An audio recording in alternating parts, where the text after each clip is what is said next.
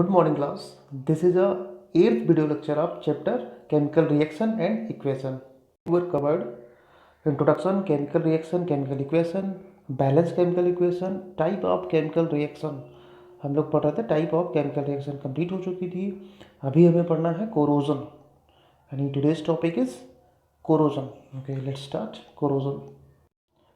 Corrosion और effect of oxidation reactions in everyday life. Corrosion and rancidity हमें दोनों sequence पढ़ने हैं. What is corrosion and what is rancidity. Okay, start करते हैं. Corrosion, the process of slow conversion of metal into their undesirable compounds due to their action with oxygen, water, acid gases presence in the atmosphere is called corrosion. corrosion का means ये होता है कि corrosion कोई भी metal जब atmosphere की presence में आता है, यानी reaction with oxygen, water, acid और गैसेस, इनसे जब रिएक्ट करता है तो एक नया सब्सटेंस बनाता है जिसकी कोई ज़रूरत नहीं होती है, और इससे जो मेटल होता है वो धीमे धीमे डिज़ोल्व होने लगता है या नया सब्सटेंस बनाने में वो उसकी जो ओरिजिनलिटी होती है वो ख़त्म होने लगती है. जैसे आप लोगों ने देखा होगा आयरन को. आयरन जब हम लोग नया खरीदते हैं तो बहुत शाइनी होता है और काफ़ी स्ट्रॉन्ग दिखाई पड़ता है, लेकिन कुछ दिनों के बाद जब उसे हम एयर में छोड़ देते हैं तो उसमें कुछ इस तरीके से, अगर आप देख सकते हैं, कुछ इस तरीके से उसमें कुछ नया सब्सटेंस बनने लगता है. वो गंदा दिखाई देने लगता है और वो जो है धीमे धीमे कमज़ोर यानी बेकार भी होने लगता है. उसकी एक लेयर ख़राब होने लगती है. तो इस प्रोसेस को बोलते हैं कोरोजन. सबसे पहले हम लोग फर्स्ट देखते हैं rusting of iron is example of corrosion. Rusting का जंग लगना, लोहे में जो जंग लगती है, एक्चुअली ये केमिकल रिएक्शन होती है और इसमें नया सब्सटेंस बनता है. नया सब्सटेंस जो बनता है वो फेरस ऑक्साइड होता है, यानी जो एयर के साथ और वाटर के साथ जब रिएक्शन होती है आयरन की तो फेरस ऑक्साइड सब्सटेंस बनता है. तो मैं आपको डिटेल में बताना चाहता हूँ कि इसमें क्या सब्सटेंस, कैसे रिएक्शंस होती हैं और कैसे हम इनसे, यानी रस्टिंग ऑफ आयरन कैसे होती है और कैसे हम इससे बच सकते हैं, यानी प्रिवेंशन. तो iron when react with oxygen and moisture forms red substance is called rust. Iron जब कभी भी ऑक्सीजन और मॉइस्चर के कांटेक्ट में आता है तो वो एक नया सब्सटेंस बनाता है. उसी को हम लोग रस्ट या जंग बोलते हैं. जैसे कि अगर आप लोग देखें तो ये उसकी केमिकल इक्वेशन मैंने बताया कि ये केमिकल चेंजेस होते हैं, नया सब्सटेंस बनता है. तो जैसे कि सामने देख रहे हैं आयरन प्लस O2, यानी आयरन कोई भी हो उसके जब हम रिएक्शन करा देते हैं या उसके कांटेक्ट में ले आते हैं ऑक्सीजन और वाटर के, तो हमारा नया सब्सटेंस बनता है आयरन ऑक्साइड विद हाइड्राइड, यानी लिखा हुआ hydrate ferric oxide. Ferric oxide जो बनता है तो वही हमारी रस्टिंग, जो ब्राउन कलर का पाउडर ऐसा लगता है वो फेरिक ऑक्साइड ही होता है, ब्राउन कलर का. तो ये हमारी हो गई आयरन में रस्टिंग. अच्छा, आयरन की रस्टिंग जो होती है ये ऑक्सीडेशन प्रोसेस होती है और साथ साथ रिडक्शन प्रोसेस भी होती है. मीन्स कि ये रिडॉक्स रिएक्शन होती है. इसमें दोनों ऑक्सीडेशन एंड रिडक्शन दोनों प्रोसेस एक साथ हो रहे होते हैं.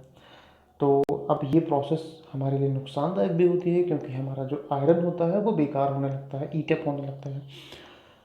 तो rusting weakens the iron and steel object and structures such as railing, cars, car buildings, bridge and ships, यानी जहाँ पे हम लोग आयरन का यूज़ करते हैं, स्टील का यूज़ करते हैं, वो बेकार होने लगता है, कमज़ोर होने लगता है. तो इससे हमें बचना चाहिए ताकि वो बिल्डिंग हमेशा के लिए मजबूत रहे.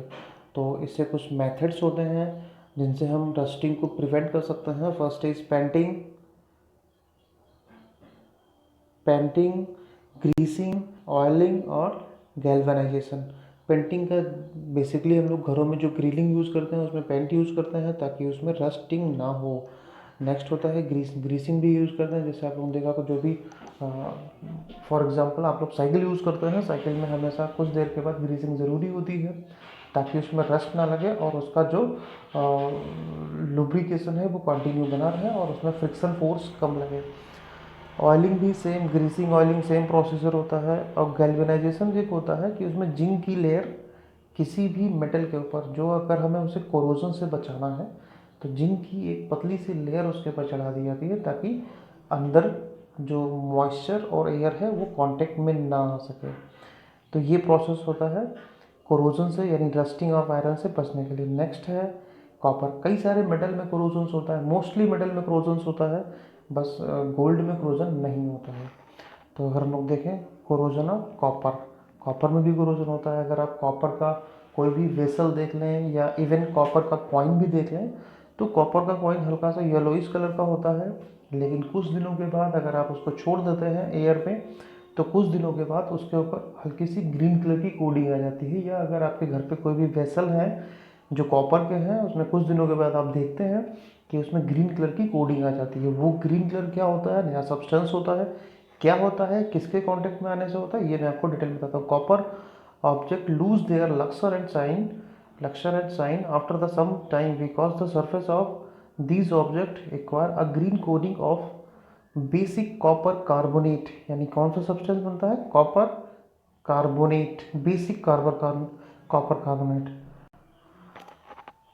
जब हम उसको एयर में छोड़ देते हैं। ओके, तो इसकी हम केमिकल इक्वेशन देखते हैं कि केमिकल इक्वेशन में क्या ये करता है।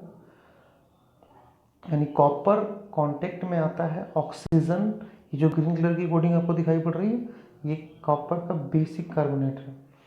जैसे कॉपर को जब oxygen, carbon dioxide, water and oxygen के कांटेक्ट में, यानी एयर के कांटेक्ट के, एयर में ये सारी तीनों चीज़ें अवेलेबल होती हैं।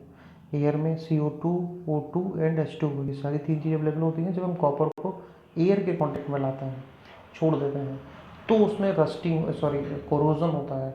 और कोरोजन होने के बाद जो नया सब्सटेंस बनाता है उसे हम बोलते हैं बेसिक कॉपर कार्बोनेट। यानी कॉपर कार्बोनेट होता है CuCO3 एंड CuOH का whole twice, means basic copper carbonate. Okay, तो ये कॉपर की रस्टिंग होती है। नेक्स्ट हमारा होता है मेटल सिल्वर मेटल में भी कोरोजन होता है। सिल्वर यानी चांदी, जो ऐसे ज्वेलरी इसको यूज़ किया जाता है या वेसल में भी यूज़ किया जाता है, तो उसको कुछ टाइम के बाद देखते हैं एक ब्लैक कलर की कोडिंग हो जाती है, उसको बोलते हैं कोरोजन ऑफ सिल्वर। तो सिल्वर में जो कोरोजन होता है उसमें भी नया सब्सटेंस बनता है, जैसे कि बाकी दोनों में मैंने बताया। तो ये भी जब सिल्वर को जो एटमॉस्फेयर में, एयर में रखते हैं, तो एयर में रखने पे जो हाइड्रोजन सल्फाइड गैस होती है, एयर में हाइड्रोजन सल्फाइड H2S गैस भी प्रेजेंट होती है। और H2S गैस जब आयरन के साथ सिल्वर के साथ रिएक्ट करती है, तो रिएक्ट करने पे जो बनता है आयरन सिल्वर सल्फाइड, यानी AgS, नया सब्सटेंस बनता है जो कि ब्लैक कलर का होता है, जैसे कि आपके सामने ये दिखाया गया है। अगर आप इसको देखें तो ये जो स्पून है इसमें रस्टिंग नहीं हुई है, यानी कोरोजन नहीं हुआ है। ये कोरोड हो चुका है। कोरोड होने का मतलब कुछ ब्लैक सब्सटेंस बना हुआ है। ब्लैक सब्सटेंस जो दिखाई पड़ रहा है वह एक्चुअली सिल्वर सल्फाइड है। और सिल्वर सल्फाइड जब हम सिल्वर को एयर में, यानी जो HgS होता है, हाइड्रोजन सल्फाइड गैस होती है, उसके कांटेक्ट में आता है, तो नया सब्सटेंस बनाता है सिल्वर सल्फाइड। ओके, इसे रिएक्शन देखते हैं। ये रही हमारी रिएक्शंस, जो कि यहाँ पे फार्मूला गलत लिखा हुआ है। यहाँ पे AU नहीं, यहाँ पे होना CU नहीं, यहाँ पे होना चाहिए AG plus H2S and gives Ag2S and H2। यानी यहाँ पे नया सबसे मतलब सिल्वर सल्फाइड ब्लैक कलर का होता है, जो ब्लैक कलर की चांदी के ऊपर कोडिंग लग जाती है, इसको बोलते हैं सिल्वर सल्फाइड। तो जैसे कि आपने देखा होगा, जो ज्वेलरीज होती हैं कुछ दिनों के बाद उसे हम लोग ज्वेलरी की दुकान पर लेकर जाते हैं और उसे साफ़ कराते हैं, कहते हैं गंदी होगी। एक्चुअली गंदी मोस्टली नहीं होती है, ये वो गंदी तो होती है, बट इसमें कोरोजन होता है जो ब्लैक कलर की एक लेयर बना लेता है, उसको बोलते हैं सिल्वर सल्फाइड। तो उसको जब हम लोग उसमें डिज़ोल्व करते हैं, तो डिज़ोल्व करने के बाद ये जो लेयर होती है सिल्वर सल्फाइड की, वो गायब हो जाती है। ओके, तो ये हमारा ऑक्सीडेशन के जो इफ़ेक्ट होते हैं वो ख़त्म हो चुके हैं, ये टॉपिक ख़त्म हो गया है। और नेक्स्ट टॉपिक हमारा आता है रेंसिडिटी। तो ये तो हम मिलते हैं नेक्स्ट वीडियो में। Thank you so much.